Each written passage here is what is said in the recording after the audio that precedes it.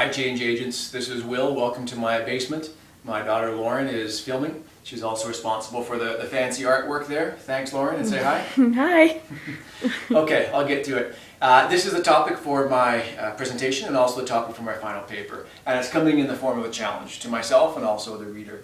A challenge is, where and how do social movements take hold? Certainly my mental model around social movements is they tend to grab hold in establishments that are outside the norm, so in these outside conventional establishments. And by that I'm really speaking about governments and corporations. And some of the, I guess, what these movements might be fighting against would be things like human rights issues or indeed labor practice. What I'm looking to do is take my organization, so this corporate setting, Shell, where I work, and talk about how this organization really becomes one that supports and even fosters the development of social movements. This is how I'm going to do it. I'll give you a better understanding of what Shell is all about. We'll start to take a look at some of the characteristics of globalization as well. In here we'll take a step back and understand how learning takes shape within a social movement setting, but also within Shell, and specifically within its employee networks. And we'll also talk about social movements within my organization and some of the final questions that I'll have, and I'm really mulling through, and I'll appreciate your feedback and help through the presentation and the feedback that I'll get. So let's go ahead and start.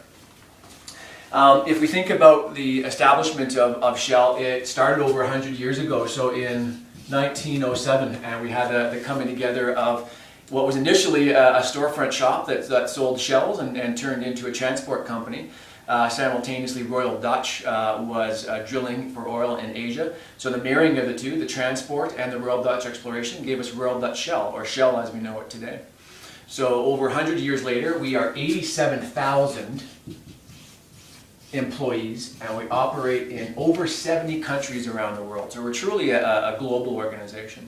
We have four main businesses. Upstream Americas and Upstream International. So upstream is all about identifying where the resource is and getting it out of the ground.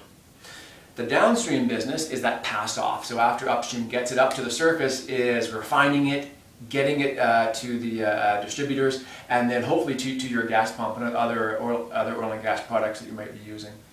And the fourth business is P&T, or Projects and Technology, and it's all about developing the mega projects that we're known for establishing, and also developing new technology that always keeps us on the cutting edge. And that really brings us into the business drivers. So Shell's main goal for the last few years has been to become the most competitive and innovative company in the world. So I'm going to note these up here. Competitive and innovative. And this becomes important in just a moment for us as we take a look at globalization. So if we take a look at the innovation, we're a strong sponsor of innovative education. Indeed, we help to develop and fund post-secondary innovation programs. And certainly in the Pearl GTL project, that's the gas to liquids project that I helped support during my time in Qatar, it was the largest, most innovative project of its day, and still is, in terms of transforming gas into liquids. And we were also able to mobilize over 50,000 workers to make this happen within an 8-year period. If we take a look at the competitive nature, this is all about getting the top talent that we can around the world to indeed achieve our business and mobilize them, and also to help us become a partner of choice with local governments around the world who have give us access to the resources in their countries. So I'll pause here for a moment, and then I'm going to bring us over here into the globalization piece. And if we start to think about globalization, it's important to understand the characteristics around globalization. So it's really about production for the sake of consumption. So consuming is a major aspect of globalization. It's also about the generation and accumulation of capital. So capital is really at the heart of globalization as well. And there's some subsets in here around the capital piece. So it's really around policy, around the generation and movement of capital, and we can also say policy around the generation and movement of labor. There's also this piece around the capitalizing on education. So there's a permeation of the knowledge economy into education, where we have the commodification of education. So all this pulls together into this globalization sphere. Pulling a few more levers in globalization, we also have these blurred lines between major governments and their policies and the influence that major economic forces have on them. And the final piece might be the emergence of this privileged class. And they really have this disproportionate benefit of globalization and the benefits that it has. So if we take a look at this privileged class, that's often where these social movements come up. So, you know, we have the labor movement of the 19th century, and that was really a backlash of industrialization and workers realizing their rights. We have feminism, indeed, that came up in the 20th century. And other pieces that have come up maybe in more recent times might be GLBTQ, so the gay, lesbian, bisexual, transgender movement. We'd also have Aboriginal rights. And probably more recently, as a backlash of globalization, might be things like the Occupy movement. Okay. Let's take these pieces and now start to see how these generate learning. Okay. So learning within a movement setting, we've seen from some of our more recent readings have been things around learning how to mobilize.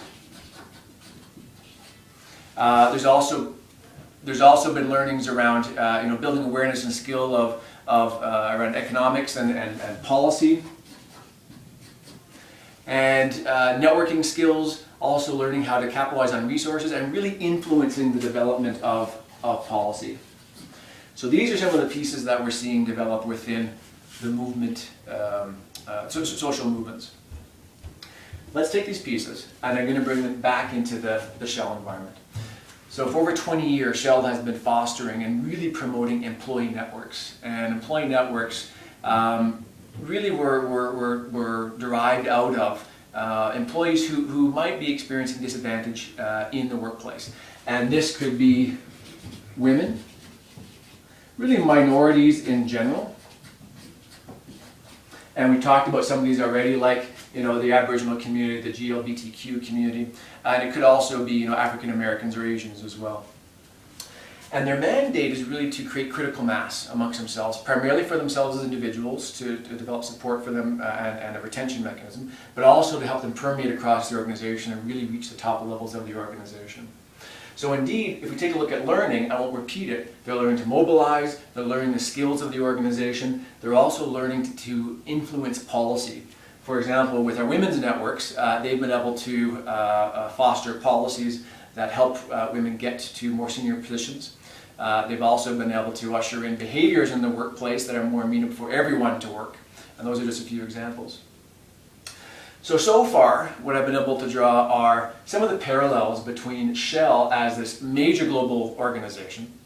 And you may have seen some of the indicators of globalization as well, like consumption, capital, the movement of labor, and these other pieces that draw parallels between Shell and globalization. So how is it that we can have these social movements take place within this large global organization, who really, I'll say, is almost a culprit or a beneficiary of that concept, globalization? So here we're getting into my final few questions, and it's, even though we're supporting these different networks, what's important in the West, right, isn't always, let's say, as important in Africa or Asia. So women's rights continue to be a more difficult haul in that part of the world. Talking about GLBTQ issues in that part of the world is still quite a taboo issue in many environments. And the other pieces around this congruency that we've spoken about in recent readings is because Shell is so bound to globalization and indeed one of its purveyors, can we really in good conscience say that we are supporting social movements through our networks? I'm going to make the challenge that yes we can, and we can have the balance between the two. What I would really be interested to hear from you is, do you see anything differently? Do you see any other environments that I should be looking at outside of the corporate environment as, let's say, a case study to take a look at social movements and how they're fostering? Okay. That's all I have. Thank you very much for your time. Thanks, Lauren, and I look forward to seeing your presentations.